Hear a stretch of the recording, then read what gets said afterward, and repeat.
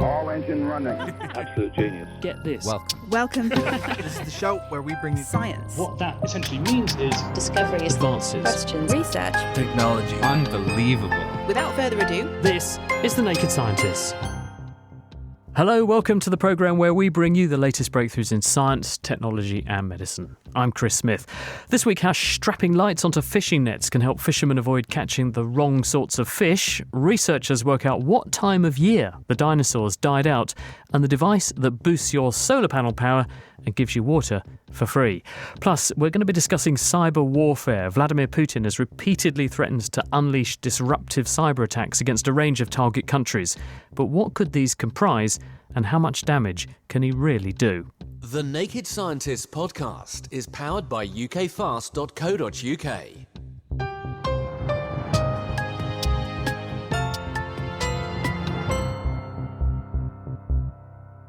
Let's kick off with the news as we always do, and overfishing. Now, this has had a major impact over the years on our marine ecosystems. Apart from depleting fishing stocks, catching unwanted fish known as bycatch can disrupt food chains, it damages the natural world, and it can needlessly further endanger rare species.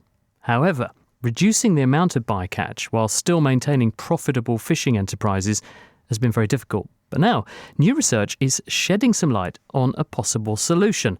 And Robert Spencer asked marine biologist Charlotte Burke-Manis, who's at the University of Western Australia but wasn't involved in the present study, to take a look at the idea. So a lot of small-scale fisheries use gill nets, which are basically a net that is a curtain that is suspended in the water column, and it catches a lot of fish. It especially catches a lot of larger animals that can't swim through the gaps in the net. If you have a boat and a couple of people to help you, you can catch a lot of fish with sort of minimal effort. And like everything, if something is too efficient, if you are catching too many fish, there's always going to be implications to the ecosystem. How much of a problem is bycatch? Is it a large amount that these nets in particular catch, or is it just every now and then they find something they didn't intend to get? I think a lot of the time they catch something that they don't intend to get. In fact, a study came out in 2020 and they estimated that 9.1 million tonnes are discarded annually, or that is almost 11% of the global catch. So they are targeting, as I said, tuna or something like that has a high commercial value.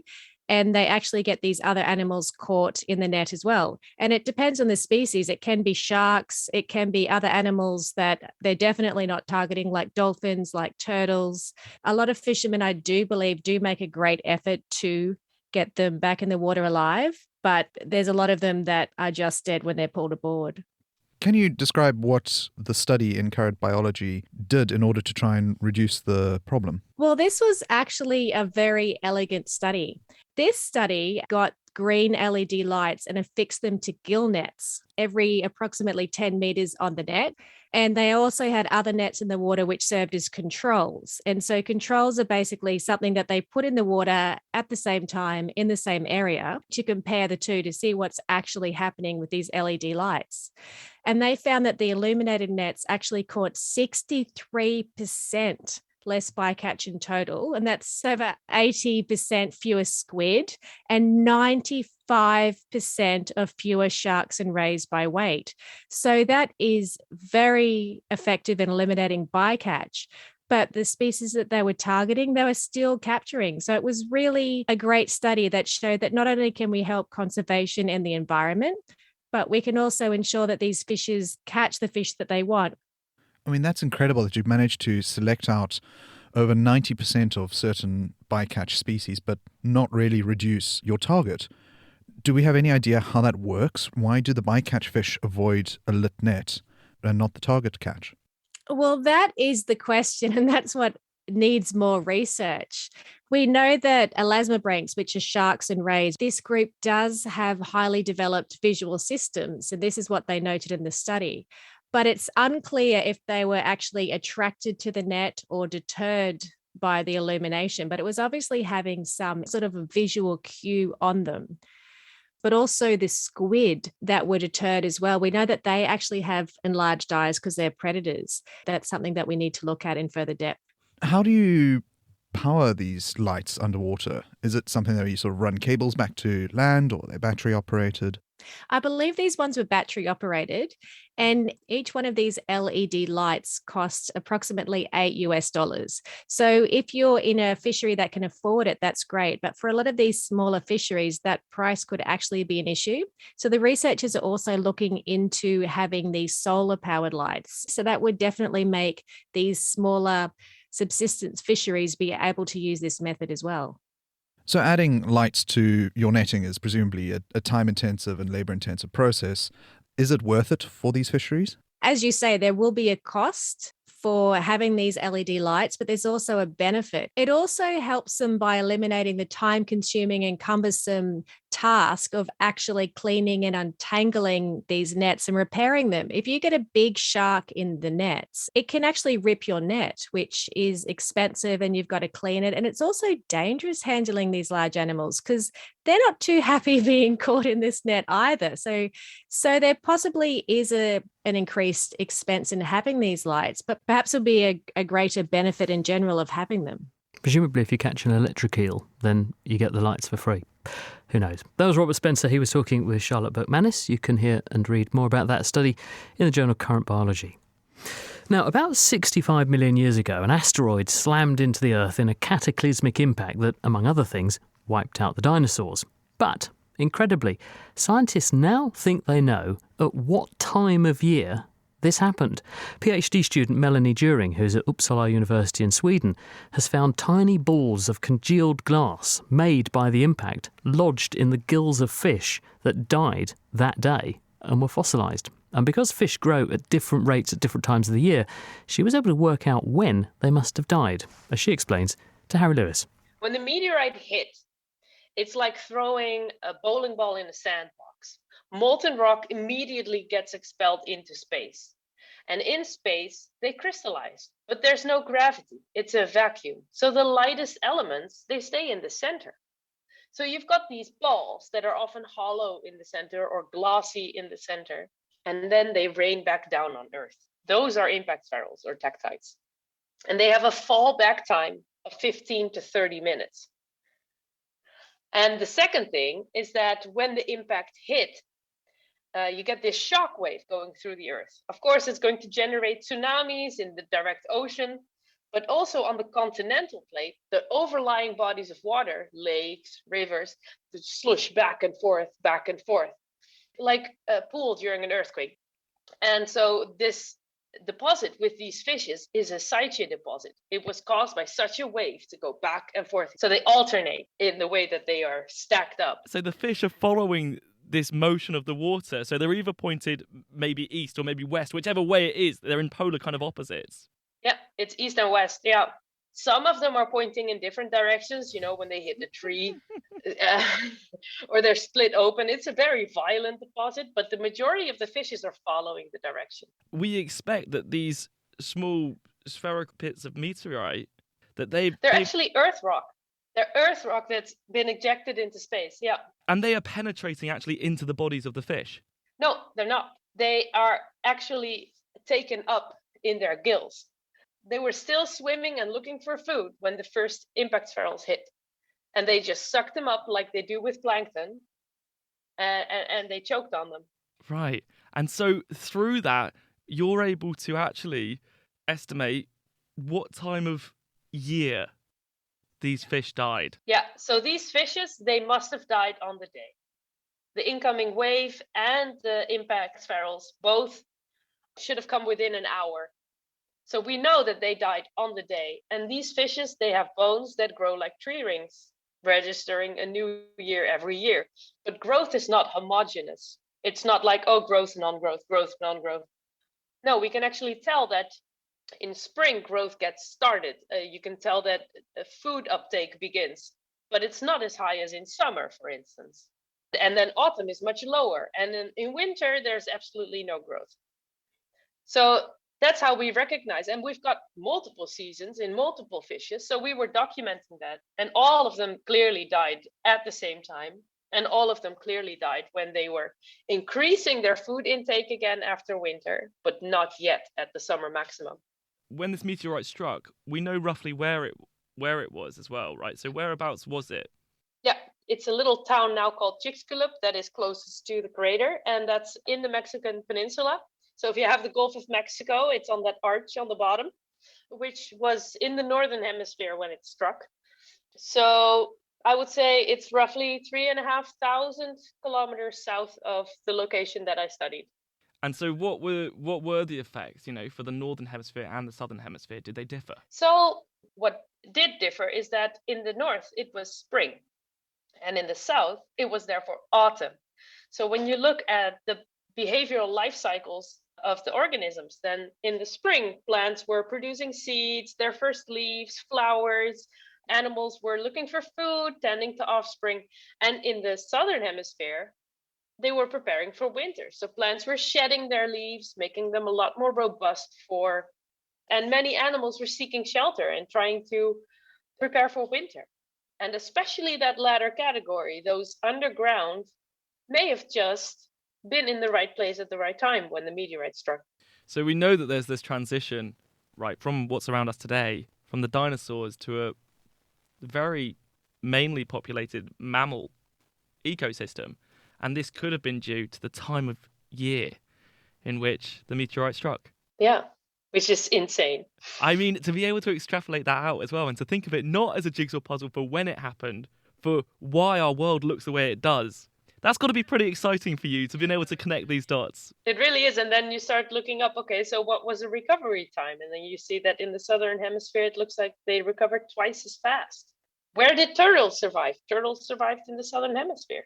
Many of the modern birds survived in the southern hemisphere. I don't think that's a coincidence. Amazing story, isn't it? That was Harry Lewis who was talking to Melanie during there, and those findings were published this week in the journal Nature. From baffling British weather The sideways spines of the vertebrae coming off here. to looking at a cheetah from the inside out, games making their way to the clinic, and what to eat in your garden. The Naked Scientists In Short podcasts bring you a top-up of short, compelling science stories. Listen and download for free at nakedscientist.com/short or subscribe to Naked Specials wherever you get your podcasts. It's The Naked Scientists with me, Chris Smith, and still to come this hour, Cyberwarfare and how Ukraine's Sofa army are fighting back from their bedrooms. Before that, though, Saudi Arabia has a lot of sun and a lot of space, so it can grow solar power pretty well, but not food. It's a hot, dry desert after all. But now that might be about to change because researchers have been testing a system in Jeddah that extracts water from the arid air of the desert and it uses it to grow crops in a greenhouse and cool down the solar panels so they work better. It hinges on a special material that works a bit like a sponge, and this soaks up water from the damp, cool air at night, and then during the day, waste heat from the photovoltaic or PV electricity generating solar panels drives off the water again, keeping the panels cooler, which means they work 10% more efficiently. And piped into the greenhouse, the water can then enable you to grow food, even in a desert. Now, that same technology could help thirsty countries and counties like Cambridgeshire, which are predicted to face much drier summers in future through the effects of climate change. The technology is the brainchild of researcher Pen Wang. The essence of getting water is to have a special material. That material can harvest individual water molecule from air, and this happens typically in the evening or at night when the temperature is low and the humidity is high. During daytime, the heat coming from PV drives the water to evaporate out of this material. Then you have the cooling because evaporation takes heat away.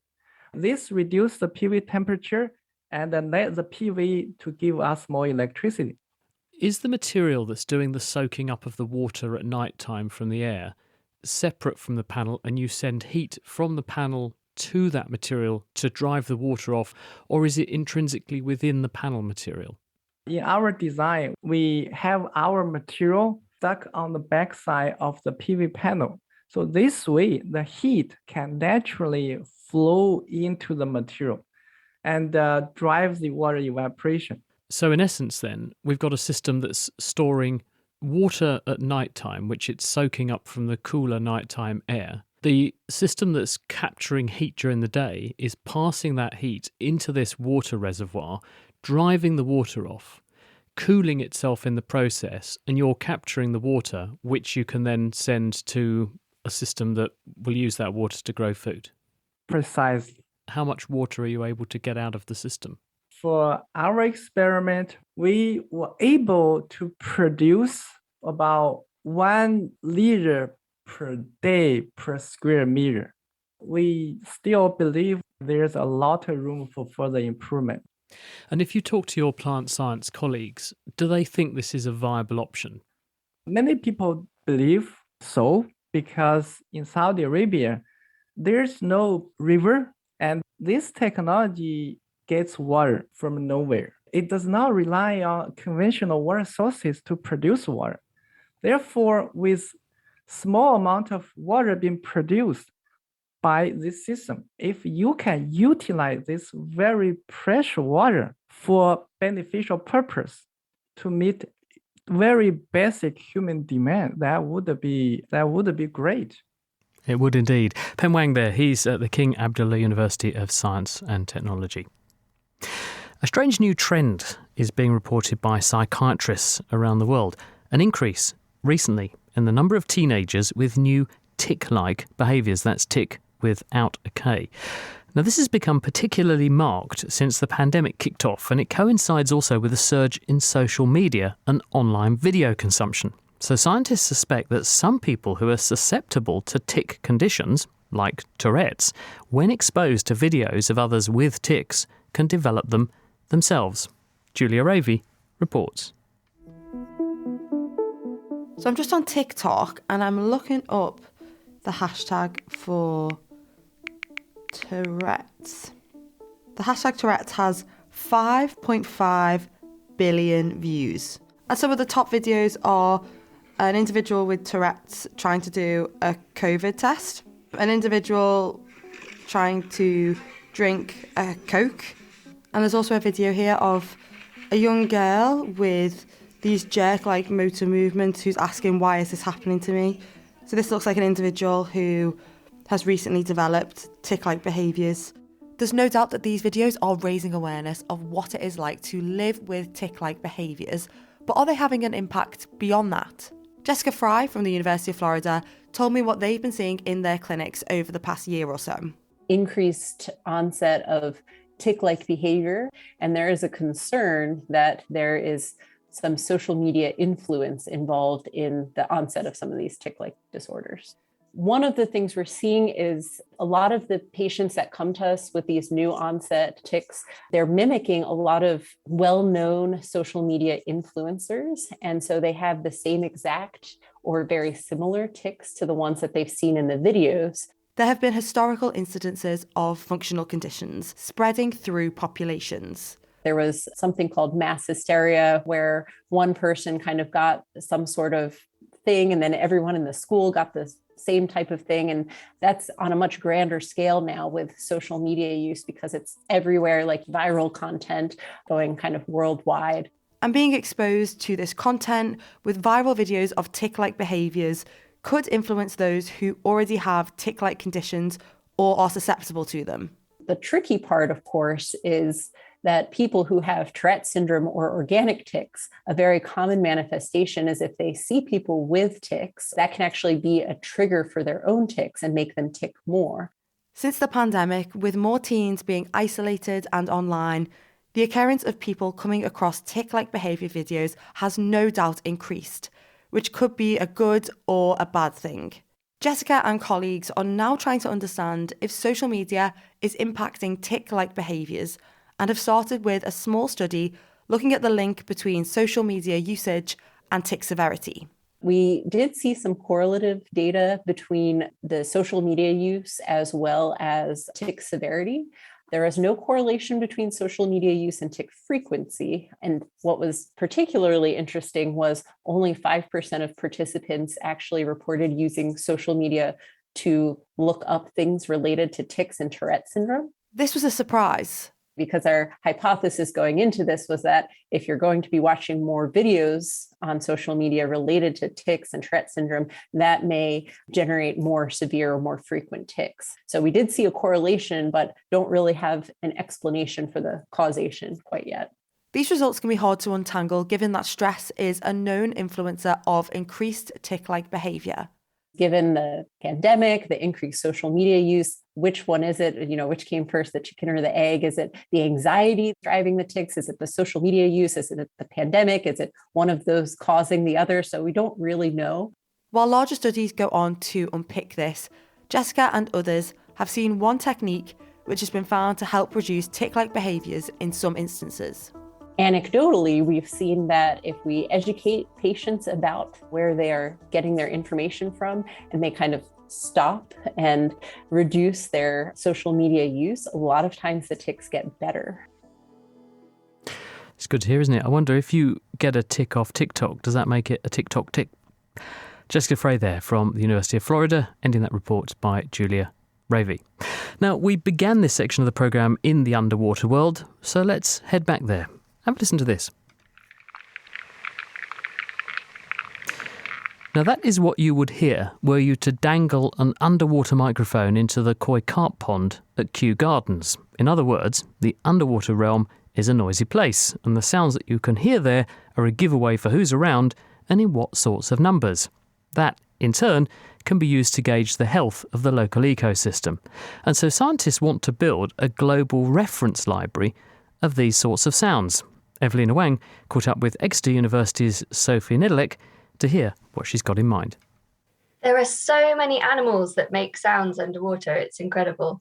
So all of the mammals that live in the water make sounds, we believe. So that's about 126 mammals. There's about 34,000 fish species that live in the water. And so far, we know that at least 1,000 of those make sounds, but the real number is likely more. It's just that we haven't found them yet. And then there's about 250,000 known marine invertebrates. And out of those, we know of at least 100 that make sounds as well. Wow. I understand how whales and dolphins and seals can make sounds, but how do fish and invertebrates do it? So fish have incredible ways of making sounds. Many fish have a sonic muscle, which they can vibrate or drum onto their swim bladder. It's like a little bubble of gas that's inside their bodies. So we have plainfin midshipman fish that produce a kind of a humming sound as their love song. Other fish rub their teeth together, like clownfish, like in the film Nemo. And then in terms of the bivalves, you can often hear, there's the sound of a kind of clacking and shuffling, which comes from the shells knocking together as well. Even oysters make sounds. I never knew. So you have all of these recordings. What can you learn from them?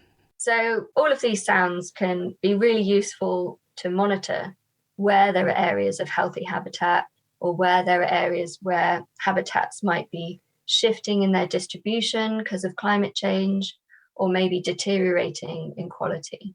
So snapping shrimp, perhaps, for example, are very small, but they make one of the loudest sounds that comes out of any animal under the water.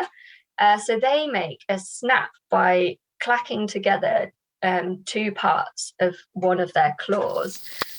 And their claws shuts so quickly that it actually creates a cavitation bubble.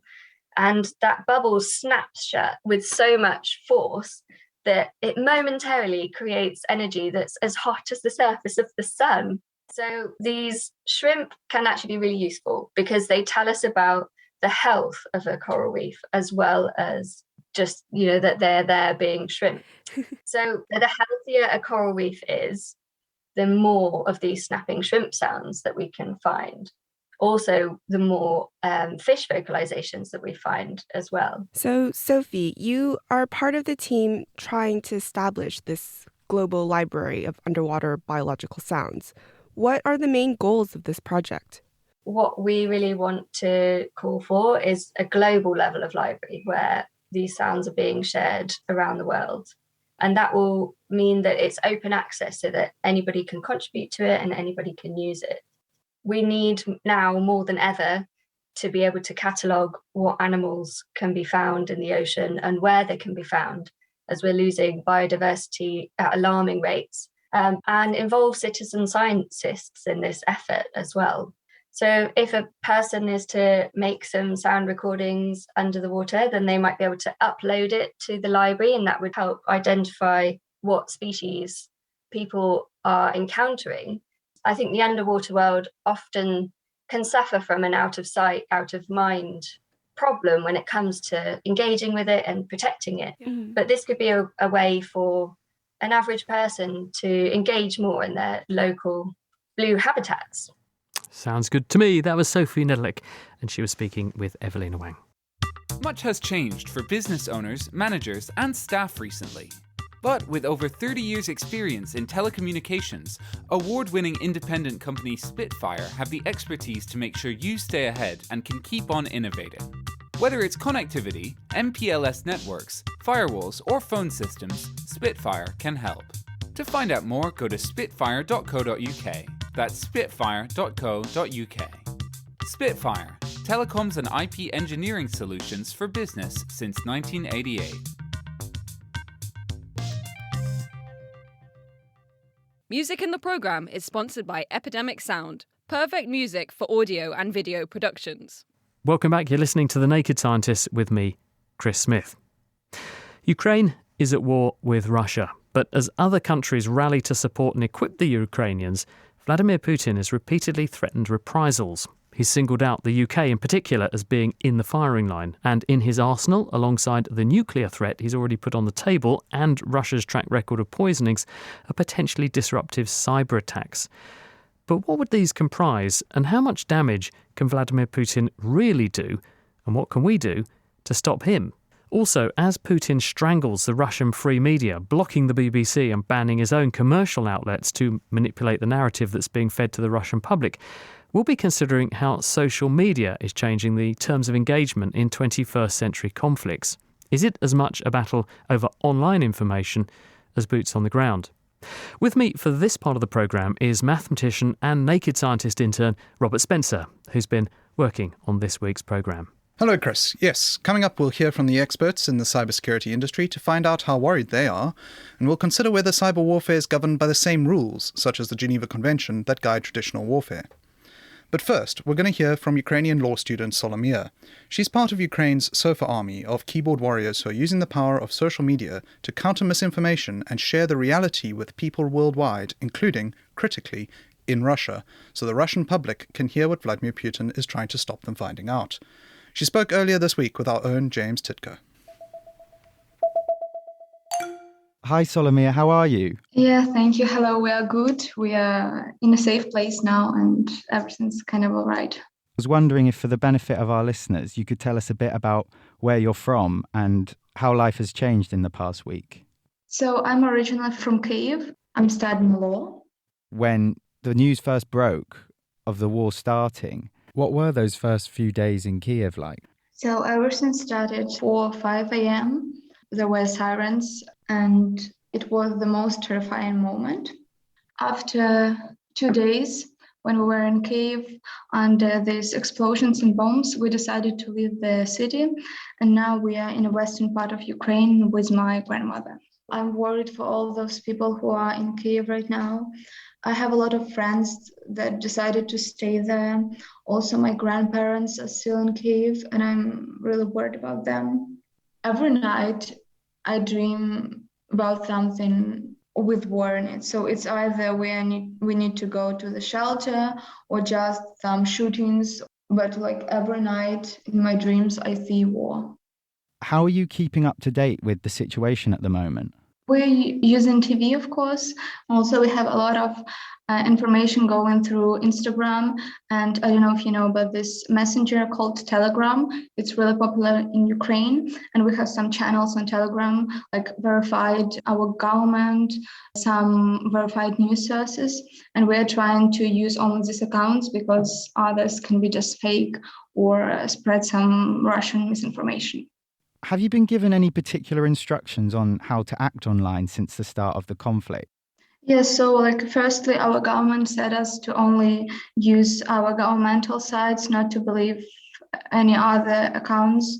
So we need to check information to know that it's not some Russian propaganda. Also, our military officials, they ask us not to take photos of any soldiers, any of our tanks, planes, anything, because it can be used by our enemy. And also they asked us not to take photos of explosions and some bombings, because Russians, they can correct the distance and where they shoot according to these photos. You talked about government websites. I was wondering if there's been any interference and how, if at all, this has affected you. The first few days, we had some problems with a few of our sites. There were some problems with banks, also with a few of our governmental sites. I think it was Ministry of Foreign Affairs, but it was only the problem with working websites. So there was no problem inside these banks and these ministries. They were working all right. This was different to any other in the amount of information available online to people on all sides. I was wondering if at all you felt like you've contributed in any way to the Ukrainian resistance because of the online aspect of this war. A lot of people my age, they're doing some work online. For example, I was reporting some channels and accounts on different social media. So there is problem with accounts that are just filming our military and saying where it is located. So we're trying to block these channels. Also, I was giving reports to some Russian Instagram celebrities because I was spreading lies about the war. They were saying that everything's all right. It's total lie, because we've seen all these pictures from Kyiv and what I've seen myself. So I can say, for example, one of Russian singers, he wrote something about the whole situation, saying that Russia never invaded anyone. And now when you go to his Instagram and you see this post, Instagram is saying that this information is false. Also, I know a lot of people, they are going to just some Russian websites, Russian groups, and they are starting messaging them. They are sending them photos of our cities, of what's going on. And the same is going on in Google Maps. So I've seen a lot of my friends, they just go to, for example, some really luxurious Moscow restaurant, and in reviews of the restaurant, they are writing what's going on in Ukraine and sending pictures there. Was there anything else about the cyber aspect of this conflict? Anything that has you particularly worried that might happen or has already happened? We spread some information about the situation in our cities with people we know. So if you go to someone's Instagram story, it's really likely that you'll see something like we've seen some saboteurs here. Or some information we need help. There is a mother and for example, two months old child, and we need to take them from this city. Who is going there? If someone needs some medicine or food, everyone's trying to help each other. We already took these people from this dangerous region. Now they are in a safe place. I'm truly in awe of your bravery and the way you've spoken today. And I think you've done something really great. So thank you so much for that. Yeah, thank you for asking. Thanks very much to Slomia. She was speaking with our own James Tidko. It's interesting, Robert, what she said, isn't it, about the guidance not to share information about, say, the footage of bombs landing, because the enemy could use that for ranging purposes. Yes, and I think it's not only impact craters and sort of where they land, but also objects in flight. We know it's possible with a lot of work to use casual video recordings to calculate trajectories of objects in flight, such as the Shebelinsk meteor in 2013, which was famously photographed by a large number of car dash cams, and we worked out its origins from that. Fascinating stuff, thank you. Now, we were hearing just there about the visible use of the internet and social media to support war efforts, but what about the invisible subterfuge that's going on behind the scenes? Well, joining us live to help unpack the cyber aspects of war is cybersecurity expert from the SANS Institute, and that's James Lyon. James, what do we mean by cyber warfare, or is this very much a moving target? It is a bit of a moving target and quite a broad term. We're all using technology around us all the time, in our homes, in our hospitals, in our cities, at every moment in our lives as we interact with the world.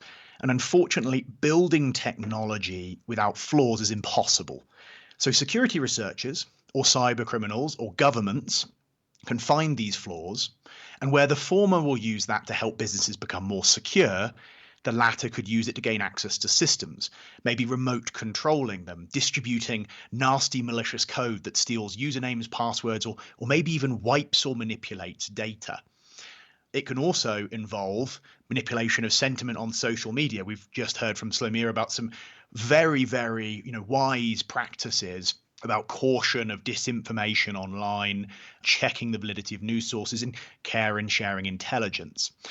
Most of the time, cyber criminals take actions focused on making money, stealing data for extortion, and so on. Cyber warfare is the idea these techniques can be used as a part of a nation state or integrated military campaign. Cyber war, which is a more serious but very similar term, is actually a bit of a sticky subject for us experts, because war has a very specific definition, a requirement for scale and life and impact. It's interesting you bring that up, though, James, because one of the things, the criticisms being levelled at Vladimir Putin's attacks is that he keeps on bringing down civilians and civilian targets in the crossfire. So what sorts of targets would people tend to go for in the cyber space? Or actually are targets that are civilian targets the very targets that you want to target in cyber warfare? I think we all, when we hear about the notion of cyber war and cyber warfare in the media, tend towards the idea of targeting missile silos and power stations, which has actually happened.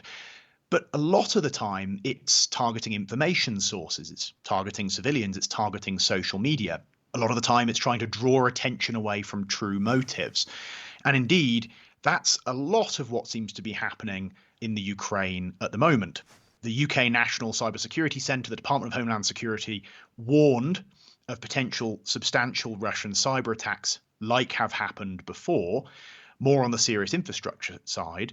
But to date, they've not really been that advanced, not having a kinetic impact.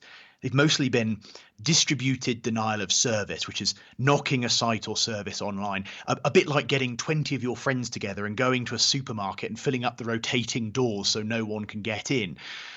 And Russia, by the way, has form for these tactics. They were used against Estonia back in 2007. Is it just a question then that governments of all colours and flavours have got an army of people sitting in rooms at computers, basically just knocking on doors of computers wherever they can all over the world to just try and force entry somewhere and find vulnerabilities? Is that what's happening? You've just got people who are relentlessly ploughing around the world looking for things that they can hack into?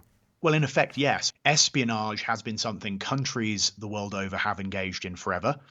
Cyber provides an asymmetric opportunity to get information, intelligence, or cause disruption. So, of course, everyone is escalating their efforts into this domain.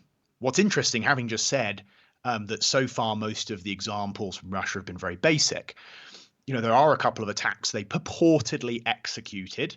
It is rather difficult sometimes to attribute these attacks, particularly because nation states will often contract with cyber criminals for plausible deniability, kind of like a cyber reserve with less ethics.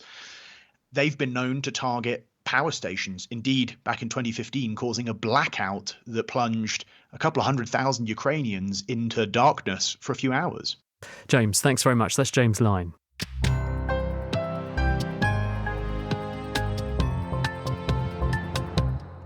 You're listening to The Naked Scientist with me, Chris Smith, and with Robert Spencer. And this week, prompted by the Russian attack on Ukraine, we're talking about cybersecurity and digital warfare. Coming up, are people sitting on their sofas hacking to help Ukraine, nevertheless counted as combatants? We'll find out. But first, how does one actually go about launching a cyber attack? Well, to find out, I roped in 2 experts from digital specialists A&S and pitted the 2 of them against each other in a mock scenario, a sort of boxing match, if you will. And I asked them to take me through how you would both attack and defend a system. In the red corner. Hello, I'm Chris Folkert. I'm the Infrastructure Director at ANS. And on defence in the blue corner. Hello, I'm Stephen Crow, and I am our Head of Security at ANS. Between them is our battleground, a fictional online store called Mrs. Miggin's Violin Shop. Chris will be trying to attack it, and Stephen will be trying to thwart him and protect Mrs. Miggins and her stringed instruments. I'll be your commentator, but it's Chris who has the first move. There's something called the cyber kill chain, which is a step-by-step approach that people will take when they're doing a planned attack. The first thing to do is a little bit of reconnaissance, like you would do in any other operation, so I can get a good idea of what I'm going to try and attack. Next step is trying to gain entry. Normally, as much as the movies like to portray that it's always the technology you attack first, humans are often the weakest link when it comes to the security chain. So what you'll try and do around that is first look at some social engineering, and that can take the form of me phoning in and pretending to be IT support or their service provider, or me sending them a phishing email. Already Stephen has his work cut out for him. How does one protect the system from the humans up? Yes, so the best way to try and defend against social engineering and attacks against the human is through rigorous amounts of security training. What might be a phishing email? What is a dodgy application that you shouldn't be downloading from the internet? But in our fictional scenario, perhaps this hasn't worked, and Mrs. Miggins has clicked on a link and revealed her passwords or credentials. What does Chris do with the foothold? So it depends what's happened. If it has worked, I can move on. If it doesn't, then I'll need to go into a technological scanning section, and that's where we start looking for vulnerabilities in the system. Most often, these vulnerabilities come in the form of bugs in the code, pieces of software that aren't working quite as they're supposed to. The databases are long lists of these bugs found by other people. They're given serial numbers like CVE 20140160, more commonly known by the moniker Heartbleed. There's databases of thousands and thousands of known vulnerabilities. If I can't find one of those, if I have a big enough development team, you can go in with one known as a 0-day. It's called 0-day because it's being used before it's been declared to the wider internet, which is one that you found, you own, and you can go in without as much risk of being detected. So Stephen has his work cut out, not only against these vulnerabilities published on the internet, but also against the 0-day attacks. Unfortunately, against 0 days, you're completely on the back foot from a defensive point of view, and there's not much you can do about that. But from a vulnerable application point of view, having a vigorous vulnerability management program in place is the best way to stop that. Both sides now watching those lists like hawks, either to exploit the vulnerabilities or patch them up as fast as they can. But often the defense is a step behind, as with 0 days. What happens when the line is broken? So it depends really on what the person attacking your website is trying to do. If I'm there to take the website offline, you will have an immediate, very observable cause that suddenly it's gone offline, monitoring will alert. If I'm there because I'm wanting to steal people's bank details, or I want to get day-to-day intelligence on what's going on in the business, I may have installed my own software inside there to make the system behave differently or ship information out to me very subtly in the background. 2 very different situations there. What happens in the first case when the site is taken down? Alarm bells go off, and what we'd do there is, if it was due to an exploit that we knew about, we'd have to work out how that's been taken down, work out how we can fix the exploit, and then bring the website back up in a secure manner. If a malicious actor has gained access to our infrastructure, this is where we rely heavily on our technology. So we rely on the software to say, hang on a minute, something fishy is happening over here. That's really where it turns into a game of cat and mouse, especially when you're moving outside of, say, Mrs. Miggin's Violin Shop and into a large corporate network. A lot of the aims behind those sort of attacks, it's looking at, can you navigate around their network? Can you start looking at other systems you can get into now you've got this initial foothold into the network? Or is there an end goal that you're looking for a bigger target somewhere inside the network? So it becomes a cat and mouse game there of trying to lay low whilst they're looking for you. There's a number of techniques that you can take to do that. And there's a number of behavioral traits you can do as well around disguising, say, the mass transit of data that Stephen was talking about. Do you reduce it to a trickle and extricate it over a long period of time? Do you disguise that traffic to look like routine traffic inside the organization? So now we have a game of spy v spy. Attackers trying to sneak in and around, stealing secrets, while the defense team have to notice, find, and neutralize them. But if the attackers are being subtle, is there anything the defenders can do? Yes, definitely. So This comes back to the term that we use in the industry of defense in depth, and thinking of cybersecurity as a bit like an onion. You need to have a lot of layers in there, architecting your infrastructure in a secure manner. Much like medieval castles which had walls within walls, to protect your computers, you set up firewalls between them, layering your defenses one over the other. You should really put in some like blocking or firewalls in between each of those devices to make sure that if one of them's compromised, there's no lateral movement in your network to stop an actor getting from one to the other. It's always one team being on the back foot and then the other. There's always new vulnerabilities being discovered, and I don't think there will ever be a point where software is perfect. But equally, as part of that arms race, there's always better and better detection technologies coming out as well. Yeah, and from my perspective, we go by the philosophy, it's not if it's going to happen, it's when it's going to happen. And it's happening right now, all around the world in every data center and server farm. No clear winner and a continual game of cat and mouse. The verdict, so far, a draw. And the audience goes...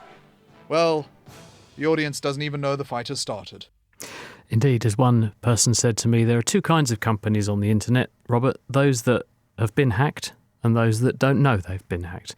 We were listening there to Chris Falkard and Stephen Crow.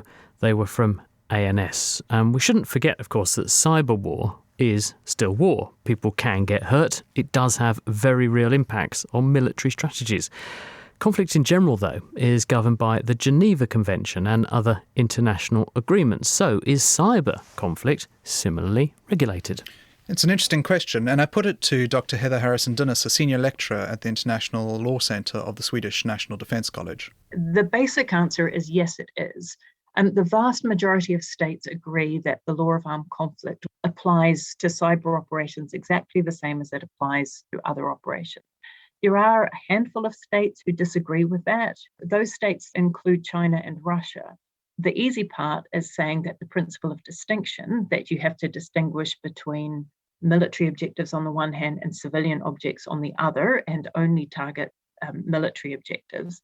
It's easy enough to say, well, that applies whether it's bombs, whether it's bullets, whether it's bit streams. But the more difficult part of that is saying, well, what amounts to an attack in cyberspace? How does that part work? Is it that you have to cause physical damage? Or is it enough that you just take it offline for a while? How is that differentiation typically done? We have this sort of definition of what a military objective is. So something that by its nature, location, purpose, or use offers a definite advantage. And the second part is its neutralization offers you the advantage. So something by its nature, for example, would be a military communications network. It's a military by nature, therefore it's a military objective. We define civilian objects in the law as anything that is not a military objective. GPS is dual use. It's a military satellite system, but it's used so heavily by civilians. The trick with that, though, is that just because something is a military objective doesn't automatically mean that you can target it. So there are other principles, such as the principle of proportionality, which says that you need to take into account the effect that it will have on civilians. Are there any objects which are specially protected? I'm thinking in traditional warfare, medical facilities, medical staff enjoy internationally recognized protection. Does the same hold for cyber objectives? Absolutely. And those special protections also extend to what we call installations containing dangerous forces. And that is dams, dikes, and nuclear power generating systems is of particular interest. Are cyber weapons that precise? To be honest, is one of the beauties of cyber weapons. They can be incredibly discriminate. It would be unlawful to craft a piece of code that could not distinguish. So there are other pieces of malware out there, it's malicious software, that we've seen rampaging through the internet that really just doesn't care whether it's a military computer or a civilian computer. It just tries to spread as much as it can. There's also distinction in relation to people. And again, it's this broad distinction between you can target those who are fighting, combatants, members of the armed forces of the state, but also civilians who are directly participating in hostilities. And I think that's something that people need to bear in mind, because what we are seeing in these conflicts, and we've seen over the past few days, people coming out saying, well, I'm hacking in support of Russia, or I'm hacking against Russia. people do need to bear in mind, if you are actively participating in hostilities, you become a lawful target. So sitting behind your computer and attacking in cyberspace is legally similar to taking up arms and attacking in the real world. Is that what you're saying? That's what I'm saying. And I would also point out there is nothing in the law that says that you have to be targeted in the same manner that you were targeting others. Bottom line, even if you hack, you could still be shot. That is sobering, isn't it? Heather Harrison-Dinnis there.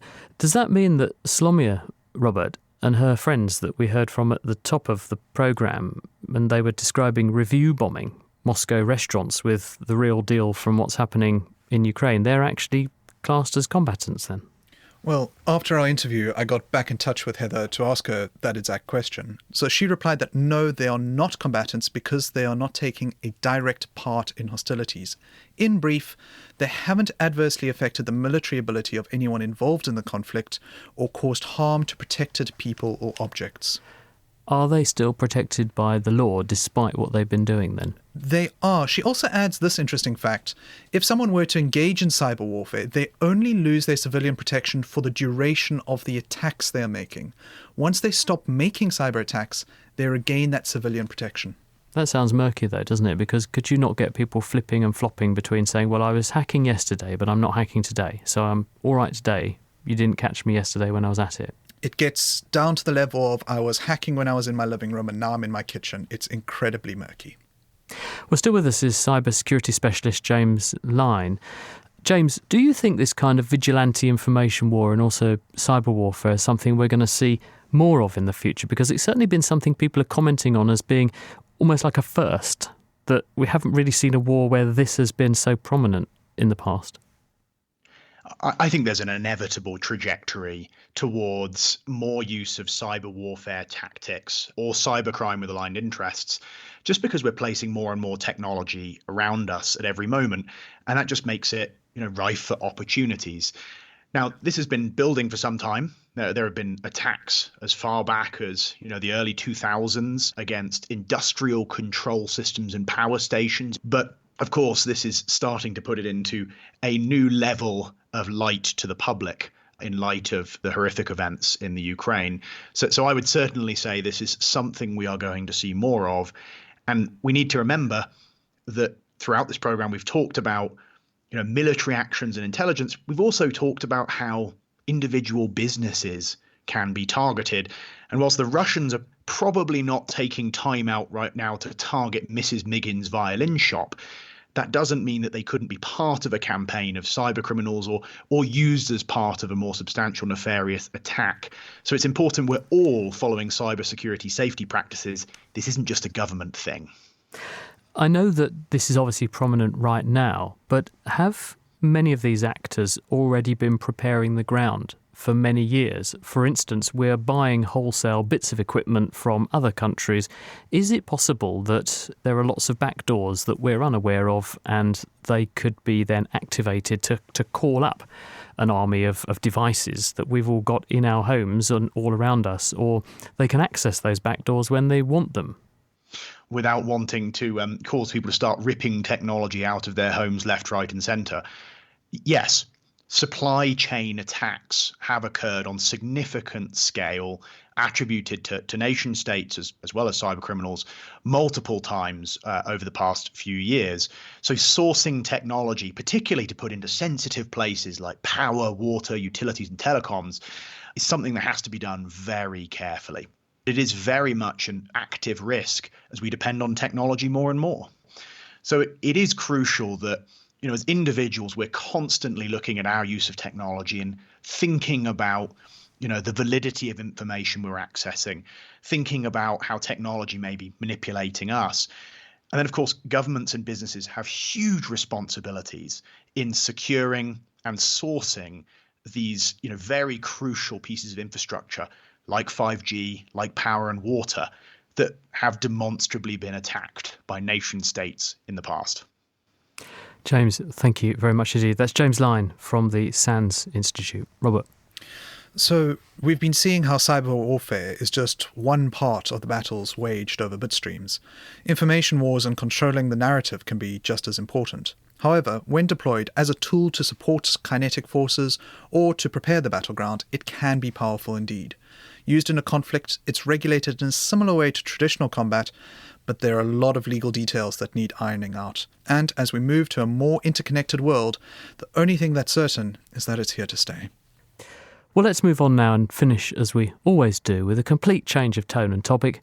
It's our question of the week. And this week we are listening out for that tiny voice in your head. How do I hear a voice in my head when I'm thinking? And can this voice be influenced by accents? When you hear a voice while you are reasoning or thinking, Fiona, you probably notice that it helps you to focus on your thoughts. That inner voice you hear is considered a simulation of actual speech production. Helen Lovenbrook from Grenoble Alpes University is here to explain. Speaking aloud requires sophisticated coordination of the movement of our speech organs. We constantly have to adjust the commands sent to our speech muscles so that our movements are correct. Sometimes we make speech errors and we can correct ourselves. And sometimes we can hear these slips even before we make them. This is because we have an internal simulator which allows us to predict the sound that will result from the muscle commands being issued. That inner speech you are hearing is precisely the simulator, but without the motor functions being carried out. Commands are not sent to the muscles, and articulation does not occur, yet we can hear the simulation, or the inner voice. This inner voice is a lot like our actual voice. And for some people, the voice has the person's own accent. In an interesting study, researchers at the University of Nottingham have shown that silent reading can be influenced by regional accents. So like how in the south of England, we might rhyme grass with farce, for example, but someone in the north might rhyme grass with mass. They compared the eye movements of northern and southern English participants when reading limericks. The study found that eye movement behaviour was disrupted when the final word did not rhyme, as determined by the reader's accent. This suggested that participants produced inner speech with their own accent while reading. That's very interesting. But you mentioned that this was only for some people. What about everyone else? Some people do not hear an inner voice when they read, and some people do not even hear a voice when they talk to themselves. This is called auditory verbal aphantasia. Then there are those who rarely use words when they think at all, but rather images or abstract symbols. There are many questions about the versatility of inner speech which remain unanswered. So Fiona, that inner monologue you were hearing is best thought of as a simulation of your actual voice, kind of like a trial run to smooth out any of the creases before we attempt actual speech. It occurs even when we have no intention of saying anything out loud, and is affected by accents, as researchers at the University of Nottingham have found. Thanks to Hélène for offering her expertise on the topic. Next week, we'll be tackling this head scratcher from listener Marion. So I've noticed that when I scratch, the itch tends to move to another part of my body, and I just wondered why this happens. Why indeed. So if you can help scratch Marion's itch for knowledge, or you have a question of your own, why not let us know? You can email chris@thenakedscientist.com. That is it for this week. Do join us next time, though, to find out why we are creatures of habit. Why, for instance, are New Year's resolutions just so hard to stick to? And what can we do to alter our behaviour long term? Assuming, of course, we want to. The Naked Scientist comes to you from the University of Cambridge's Institute of Continuing Education. It's supported by Rolls-Royce. I'm Chris Smith, and from all of us here at The Naked Scientist, thanks for listening, and until next time, goodbye.